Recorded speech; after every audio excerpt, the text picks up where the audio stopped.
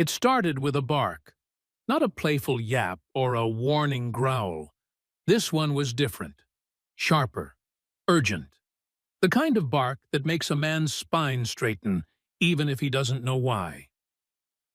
Officer Caleb Brooks was halfway through his third lap around the eastern perimeter of Pine Ridge Correctional Facility when his canine partner, Brutus, jerked the leash and let loose a howl that echoed off the thick brick wall. Brooks turned, startled. Brutus was laser-focused, paws planted in the gravel, staring at a patch of wall that, frankly, looked like every other patch of wall. Nothing stood out. No missing bricks. No cracks. No scent of smoke or blood. Just sun-faded brick and chipped mortar that had seen 100 seasons. But Brutus wouldn't stop. The big German Shepherd mix, half Belgian Malinois, half something wilder, hadn't made a sound in weeks. Silent, serious, professional. That's why Brooks had requested him in the first place. They were alike, steady, quiet, both with pasts best left unopened. So when Brutus barked, again and again and again, it wasn't just a dog being weird. It was a warning. Brooks knelt beside him, rubbing behind the ears. "What is it, boy?" Brutus paced to the edge of the wall and began pawing at the dirt near its base. He growled, low and primal, and stared back at Brooks with those stormy amber eyes, eyes that didn't blink. Brooks sighed and radioed in. "East sector secure. Minor disturbance. Dogs reacting to the wall. Could be a scent marker. Continuing patrol." He clicked off the mic before anyone could mock him for reporting bricks. This wasn't the kind of place where officers chased ghost stories. Pine Ridge was old but not haunted. Remote but not forgotten. A place where people went to disappear for a while, some for years, others forever. Built on rocky Midwestern terrain, the prison had stood tall for over 6 decades. Nothing about it ever changed. Which is exactly why Brutus's behavior didn't sit right. As they continued patrol, Brutus kept glancing back at the wall like he'd left something important behind. The next morning, Brooks showed up early. He bypassed the main gate and walked the perimeter solo, Brutus at his side. They moved in silence. The only sounds the crunch of gravel under boots and the wind rustling through chain-link fencing. Then it happened again. Brutus froze beside the same wall, north end of cell block D, and began pacing in tight circles. His nose hit the ground, then the bricks, then the ground again. He whined, barked once. Sat. Brooks frowned and tapped the wall with his flashlight. Solid, cold. He pressed a hand to the bricks. One felt looser, a hair off-center. Not broken, but worn differently, like someone had been touching it more than the others. He marked the spot mentally and kept walking. But all day it tugged at him. That night, he dreamed of dust-covered tunnels and eyes blinking in the dark. At lunch the next day, Brooks sat across from old Sam Delaney, a corrections vet with a limp and a nasty nicotine habit. The kind of guy who remembered every inmate from 1987 like they were family. "You ever seen a dog react to the wall like that?"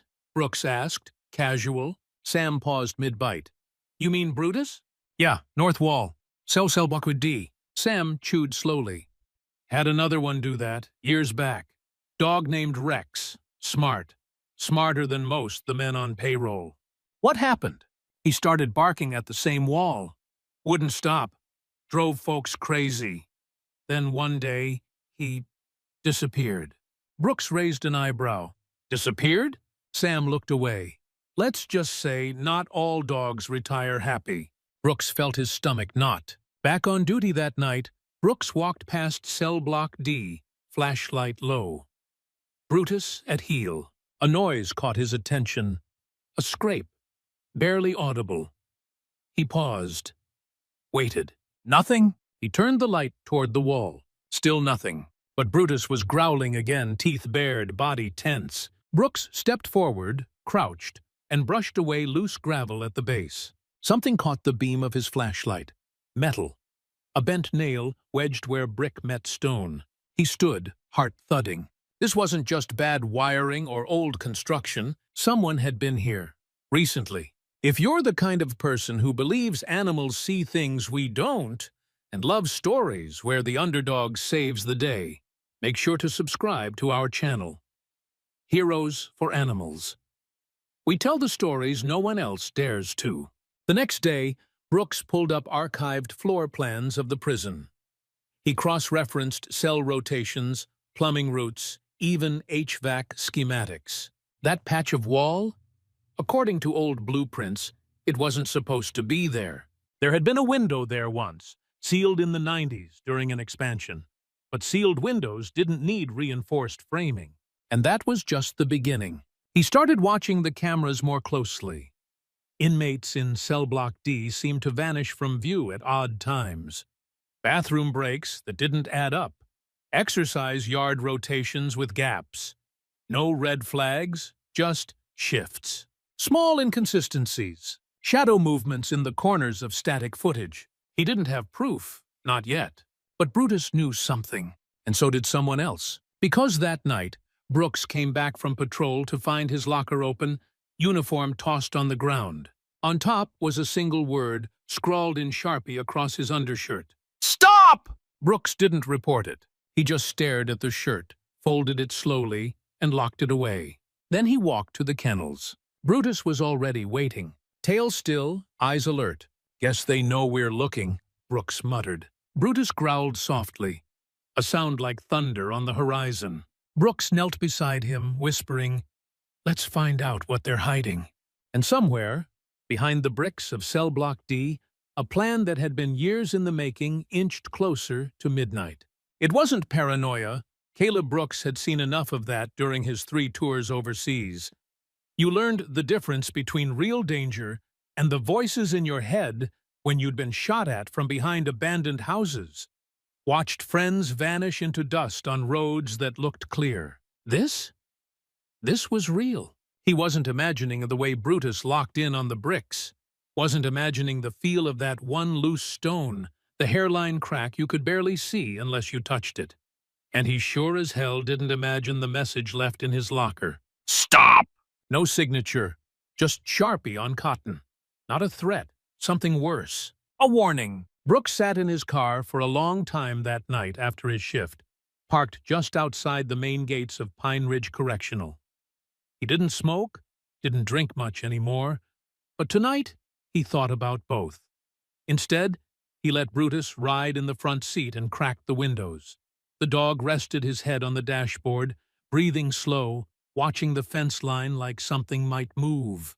"I'm not backing off, you know," Brooks muttered. Brutus thumped his tail once, barely audible. The next day, Brooks kept things quiet. Normal. Routine. He laughed at dumb jokes in the break room, checked the gatehouse twice, took his time walking yard rotations. Let the other guards think he'd gotten the message. Let them think he was done asking questions. He wasn't. That afternoon, during kitchen duty checks, he timed it perfectly. The inmates from cell block D were rotated for lunch. He'd swapped shifts with Officer Langford, who never showed up early anyway. While the block sat empty, Brooks returned to the wall. He knelt again, this time with gloves and a flashlight. He pried gently at the loose brick and felt it shift. Just barely. He reached for his radio, then stopped. If whoever warned him had access to his locker, they could be listening too. He slid the brick out just far enough to see behind it. Darkness. But not just any darkness. Hollow space. Brooks exhaled slowly. He looked at Brutus, who stood like a statue a few feet back, watching. Always watching.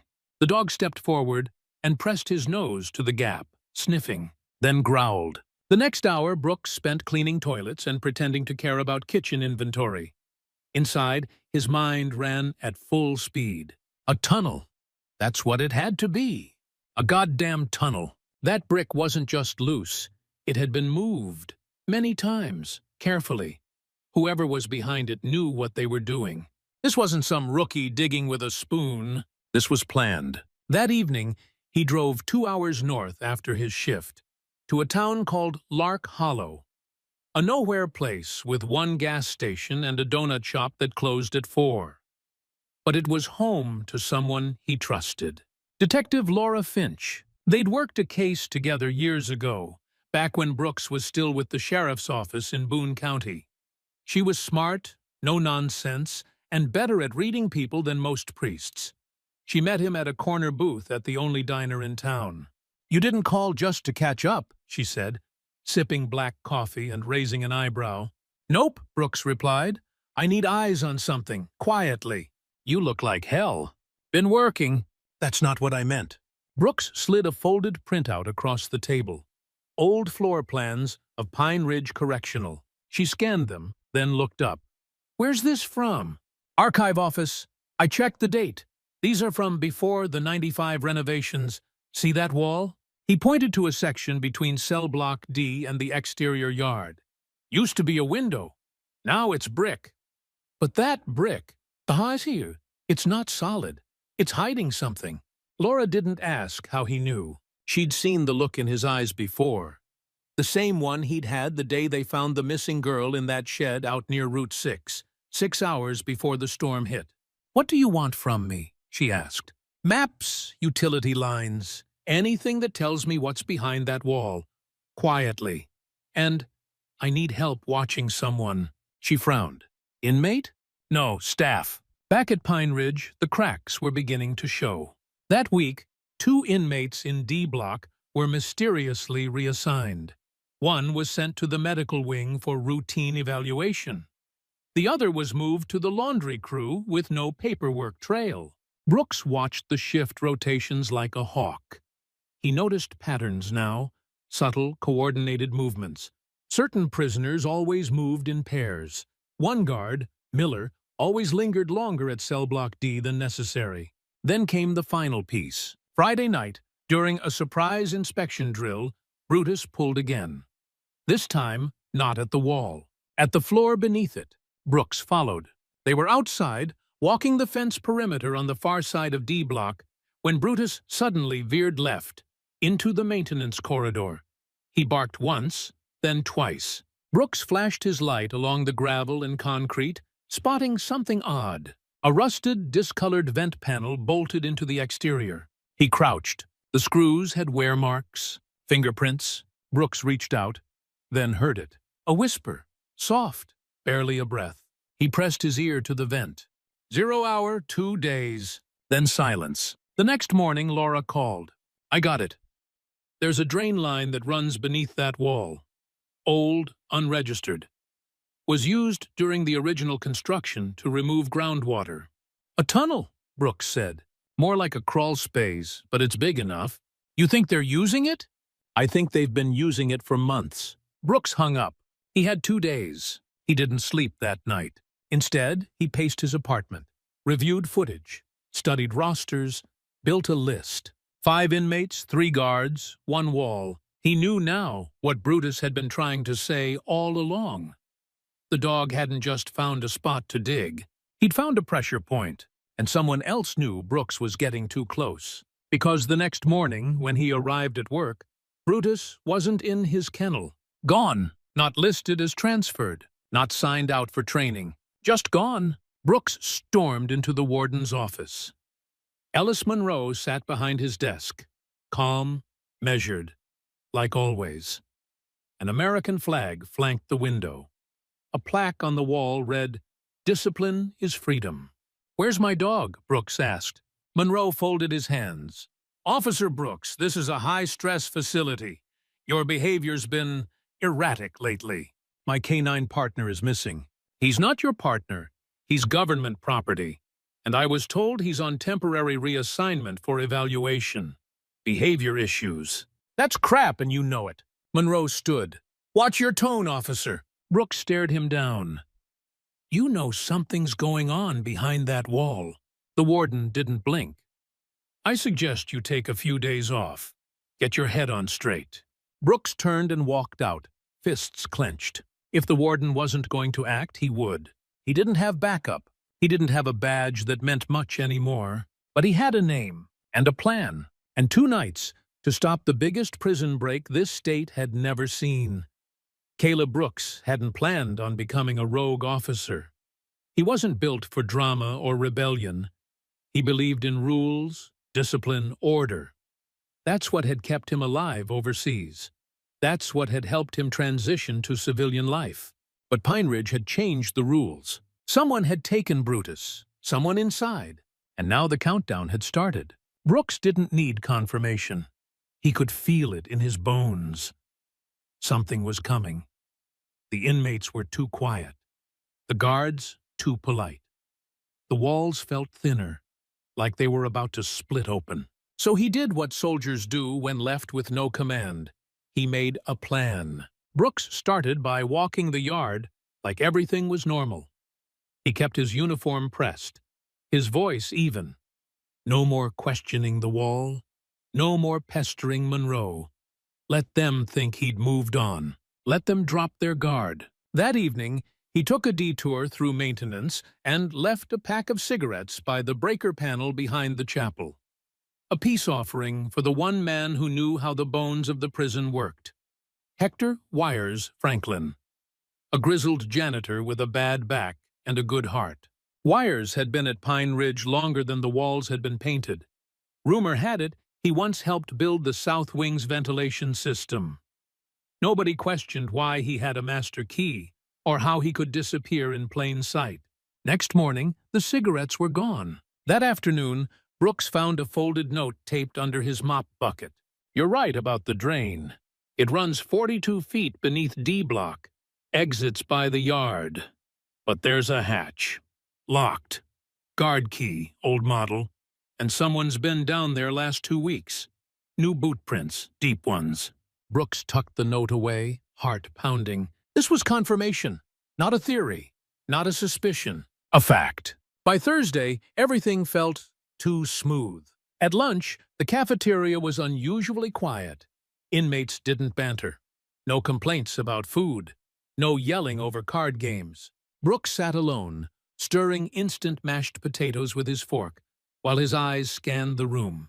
Ricky Ward, model inmate, sat 3 tables over, smiling, talking to no one, like he was already somewhere else. Brooks didn't trust him. Ward had arrived 2 years ago on a weapons charge and had kept his nose clean ever since.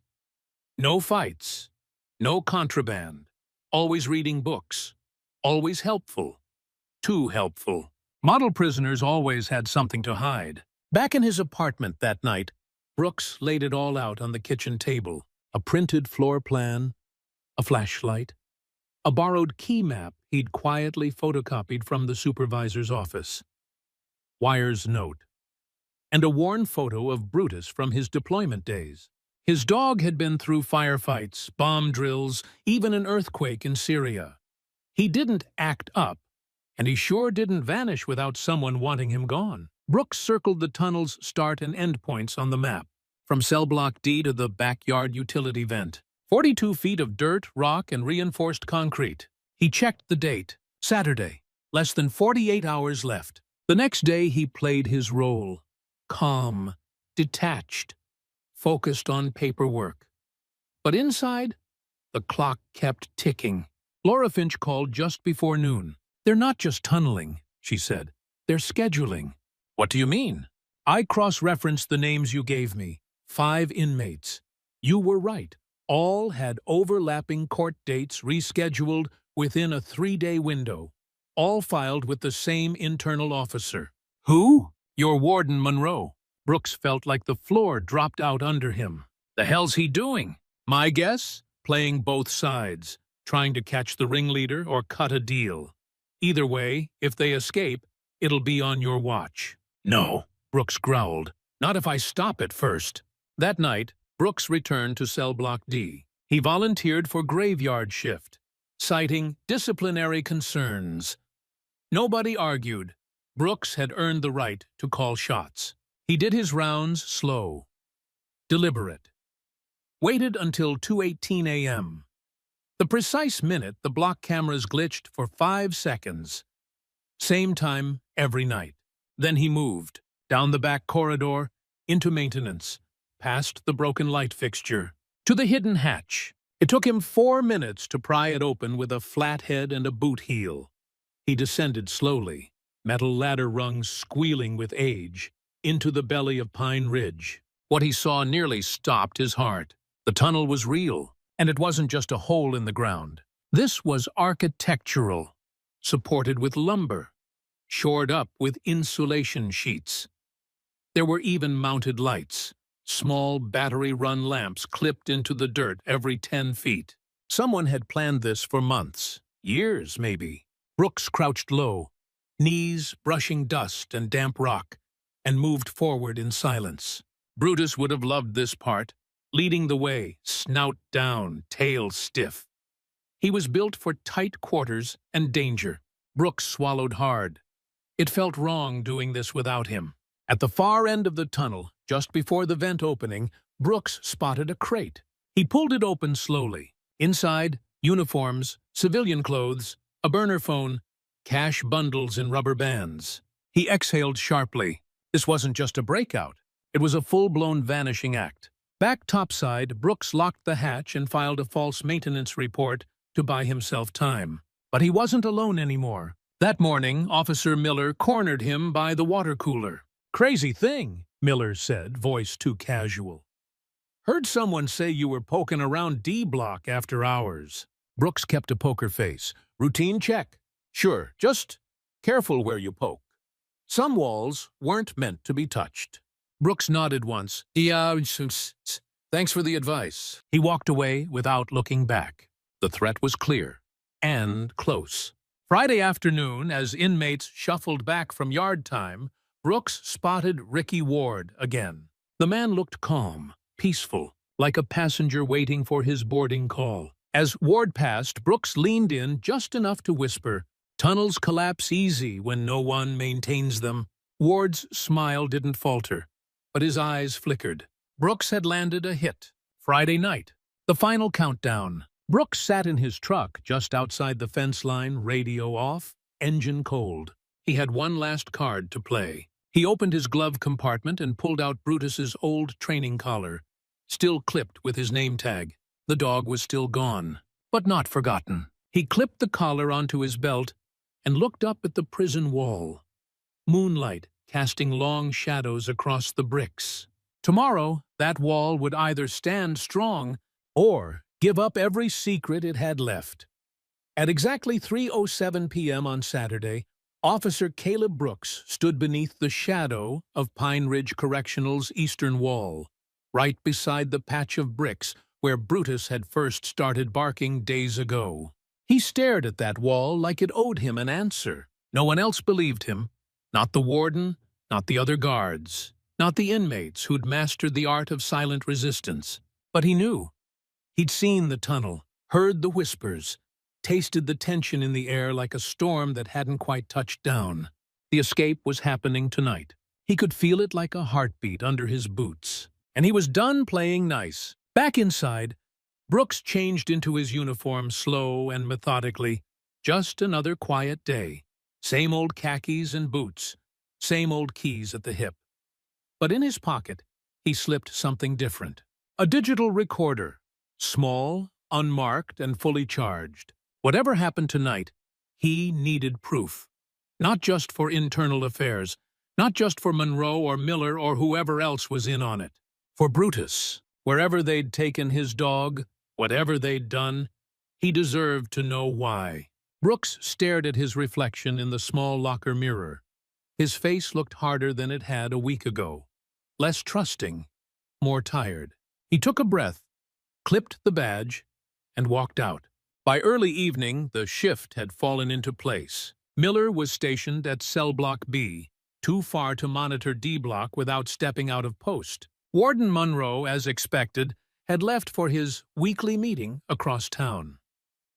No one knew what those meetings were, only that they always started at 7 p.m. sharp and ended with Monroe returning the next morning like nothing ever happened. The yard was calm, lights buzzing overhead, inmates moving in lines like cattle, eyes dull with routine. But Brooks had been watching closely. Tonight, certain inmates weren't moving with the crowd. They were hanging back. And Ricky Ward? Gone. He hadn't reported for dinner. Brooks made his move at 7:42. He passed through the service hallway and unlocked the maintenance door near cell block D with the master key he'd quietly duplicated on Thursday night. His boots echoed down the corridor as he approached the hatch behind the janitor's closet. This time it was open. He crouched, flipped on his flashlight, and descended the ladder slowly, heart pounding in rhythm with every creak. He reached the tunnel floor just as he heard footsteps. Voices, 2 of them, male, confident. 15 minutes max. Monroe'll keep the dispatch system offline till morning. Oh, I told you, Ward's already through. We're just clearing the exit. Brooks shut off the flashlight and pressed against the wall, holding his breath. He recognized the voice, Officer Langford, from the night shift. Always quiet, always early to leave. Brooks waited for them to pass, then moved. He kept low, following their steps in reverse. The tunnel curved slightly, leading back to the wall Brutus had barked at, not far now. Then he saw it. A hole had been carved out of the bricks from the inside. The perfect illusion, replaced with a thin concrete frame made to mimic solid stone. Behind it, a passage to the open yard. And worse, it wasn't finished by hand. It was drilled. Brooks raised the recorder and whispered, "East wall breach confirmed. Active tunnel. Multiple staff involved. Officer Langford and inmate Ricky Ward confirmed." He clicked it off and turned to head back, but found someone standing at the other end of the tunnel. Flashlight on, gun drawn. It was Miller. "Thought you'd show," he said flatly.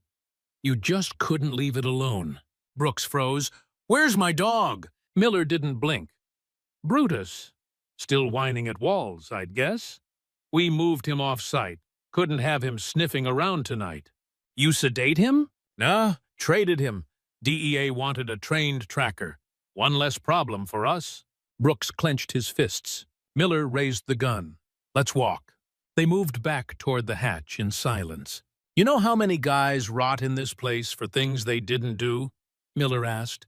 "How many sit here for 10 years, over an ounce of weed or a bad check?" "And this is your fix?" Brooks muttered. "Break 'em out?" "Not all of them," Miller said. "Just the ones who paid." So that was it. A dirty system, greased by desperate money. A backdoor operation cloaked in concrete and lies. They reached the ladder. Miller motioned him up with the gun. Brooks climbed halfway, then stopped. "I'm not letting this go," he said. "You won't have to," Miller replied, lifting the weapon. That's when Brutus's bark rang out. Loud, violent, right outside the hatch. Brooks reacted instantly. He kicked backward with full force, boot catching Miller's jaw, sending the man backward into the dirt. Gun clattered. Brooks jumped down, wrestled him to the ground. They fought hard, gravel scraping skin, breath colliding with adrenaline. But Brooks had the edge. He'd been in tighter fights with higher stakes. He pinned Miller and cuffed him with his own restraints. Above them, Brutus kept barking. Brooks yelled, "How the hell did you get back here, boy?" Brutus barked again, then whined. Then came another voice from above. Laura Finch. "Figured I'd follow the noise," she called down. "You okay?" Brooks laughed. A ragged, breathless sound. "Yeah, never better." They hauled Miller out first, dragging him past stunned maintenance crew who hadn't expected visitors that night. Brooks followed, Brutus at his side. The dog looked leaner, tired but alert, as if he hadn't missed a step. "What happened?" Brooks asked Laura. "I tracked the van they moved him in," she replied. "Took a guess on timing. Glad I did." Brooks knelt and buried his face in Brutus's fur. "Good boy, damn good boy." Brutus licked his cheek once, then looked back toward the wall. They returned to the breach with backup. Langford was found still inside, trying to seal the wall shut. He didn't fight. He didn't speak. Ricky Ward was gone.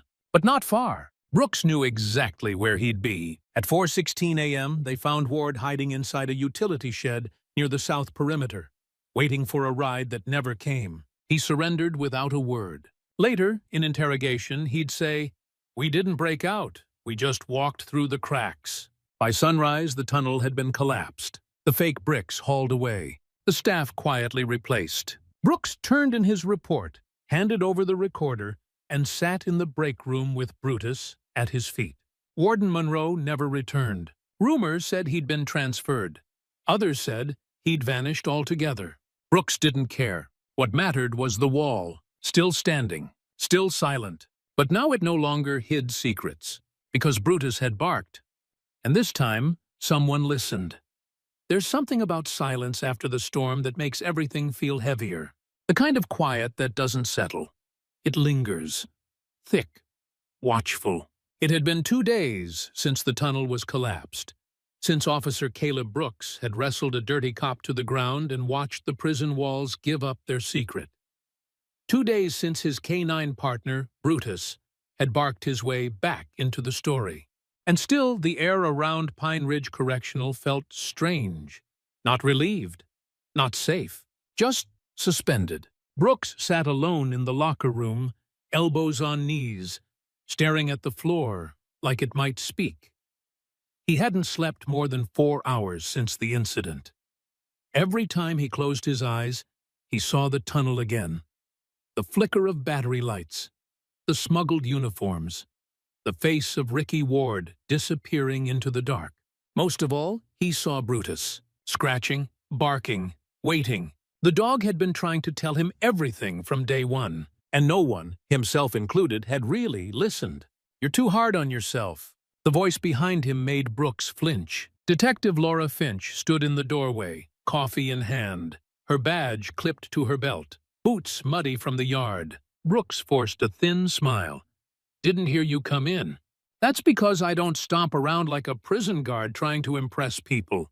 He chuckled. "Fair enough." She handed him the coffee and leaned against the wall. "You've done enough for 3 people this week," she said. "Doesn't feel like enough. You took down a corrupt network, stopped a multi-inmate escape, and exposed a warden who was running side deals with felons. What more do you want?" Brooks stared into the coffee. "To know it won't happen again." Laura's expression softened. "That's not how this works," she said. "It's never the last tunnel, never the last secret. You just keep standing next to the wall when it counts." Brutus trotted in later, tail wagging low, ears alert. They'd run a full exam. Physically, the dog was fine. A little underfed. Some bruising around the shoulders. But emotionally, that would take time. Brooks crouched down and held the collar up. Brutus leaned in, letting him fasten the tag gently back around his neck. "Welcome home, partner." Brutus licked his chin once, then turned toward the hallway, glancing back like he was ready to get back to work. Brooks followed. Warden Monroe's disappearance left a vacuum no one wanted to talk about. His office had been cleared before sunrise the morning after the takedown.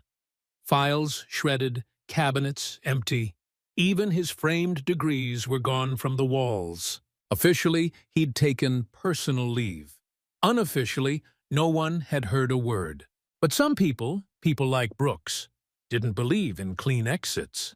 Especially not for men who ran prisons like they were vaults with moving shadows. The prison board sent in an interim director, Rebecca Trammell, former Marine and Department of Justice inspector.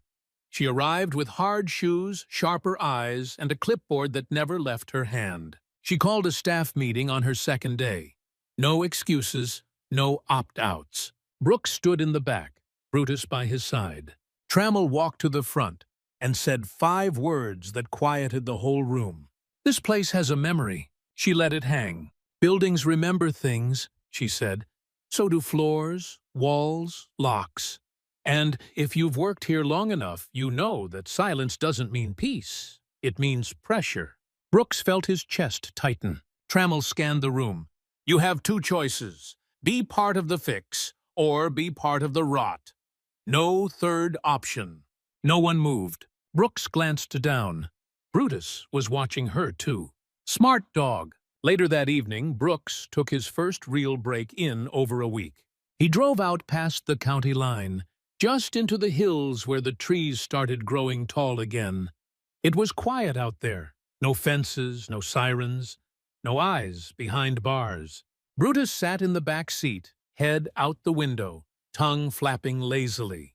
They parked near an old dirt road and walked the trail. It reminded Brooks of training exercises back in the military, how they'd run with gear and rifles, their dogs out ahead, sniffing for IEDs, ears twitching with every snap of a branch. Back then, it was all reaction, muscle memory. Run, crouch, shoot, survive. But now it was about something else. About listening before the explosion. About catching the lie before it tunnels under your feet. Brutus stopped suddenly and sat down. Brooks caught up and stood beside him. The dog looked off into the distance, eyes sharp, body still. "What do you see, boy?" Nothing moved. No animals, no wind. Just that same pressure, that same tension. Brooks knelt and scratched behind his ears. "You're never wrong. I won't doubt you again." Brutus leaned into his chest.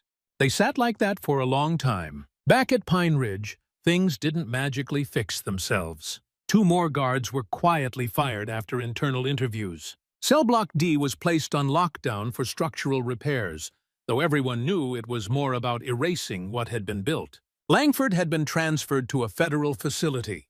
Miller was facing criminal charges. And Ricky Ward? He'd been reclassified as high risk.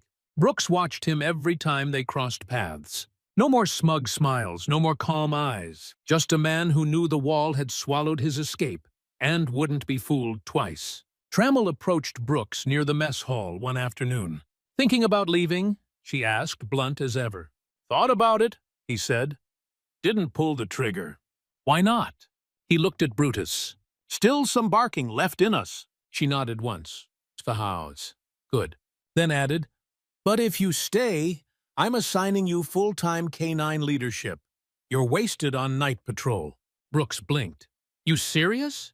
"Very." "And Brutus?" She smirked. "Already cleared." Brooks grinned for the first time in days. "Then we're in." That night, as he walked the yard on one final solo round, Brooks ran his hand along the bricks where it had all started. Still chipped, still sun-faded, but different now. He turned to Brutus. "Want to check the wall again?" Brutus sniffed once, wagged his tail, and moved along. "No bark. Not tonight." For the first time in weeks, Brooks exhaled. The wall was just a wall again, but if it ever stopped being one, Brutus would let him know. The winter sun cast long shadows across Pine Ridge Correctional, turning the old bricks gold at the edges and throwing everything else into sharp relief. It had been nearly a month since the tunnel was sealed, since the bricks were replaced and the conspiracy unraveled. A month since the night Brutus had come back barking, breaking through walls in more ways than one. And though on the surface things looked the same rusted gates, same overcrowded yard, same gray uniforms, something had shifted. It wasn't loud. It wasn't even visible, really, but it was real. Officer Caleb Brooks stood by the fence line that morning, sipping lukewarm coffee from a tin mug and watching Brutus sniff his way across the dry yard grass. The dog moved with quiet purpose, tail swaying, eyes alert. Every few feet, he stopped and gave a little side-eye glance, just to check in. "You're not fooling anyone," Brooks muttered. Brutus thumped his tail once without looking back, then resumed his patrol. Across the yard, a few inmates paused to watch. One of them, a guy named Roscoe, who was doing 7 years for a bank scam gone sideways, nodded in Brutus's direction. "That mutt still think there's another tunnel?" Brooks didn't blink. He doesn't think. He knows. Roscoe held his hands up. "Hey, I ain't questioning the dog. Just don't want him barking up my cell, man." Brooks gave a half-sized smile. "Then maybe don't dig one." That got a laugh from the others. Nervous, but real. Things had changed here, and everyone knew who started it.